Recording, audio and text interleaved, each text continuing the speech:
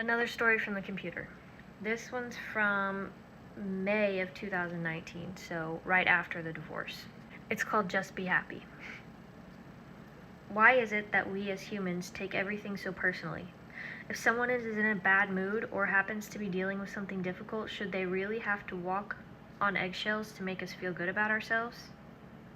Which party should be the understanding one, the person in control of their emotions or the person dealing with some unknown chaos?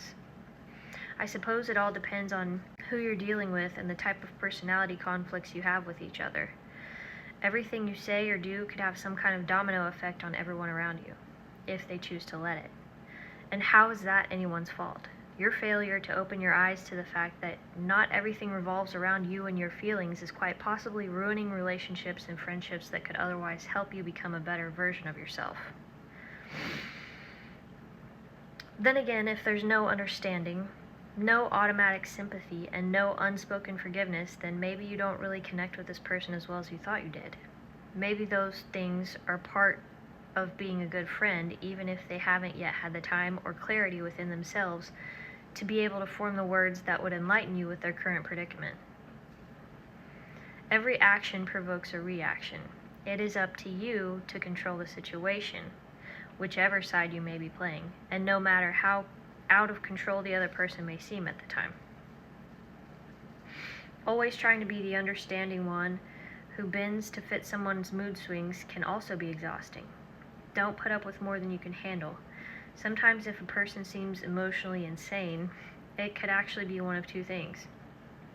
This person needs help, and you don't have the resources necessary to aid them, or two, your personalities just aren't healthy or conducive to one another's peace. Either way, you have a choice to make.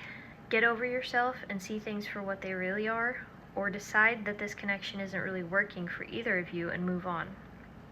No matter how big or small this relationship may be, if you're not in love with the person you become when you're around them, then that influence might be less than healthy for you in your own journey. So how much is too much? A question I find myself battling far too often. Some would say that any unpleasant encounters are a disturbance to your peace. Others would stick around until it kills them simply because it's the right thing to do. I don't think there's a blanket answer for this. Everyone has to make their own decisions. What you choose to endure will produce certain consequences either way. Good or bad, life is all about choices. So choose what you will, just make sure you're happy with the person you become when the drama is over. Your soul is far too precious to let anger, hate, or bitterness take over. Keep yourself surrounded by situations that make you happy to be alive. These can come from people, actions, surroundings. You decide how happy you get to be. Your happiness is up to you. Nothing and no one should ever get in the way of that. Oof.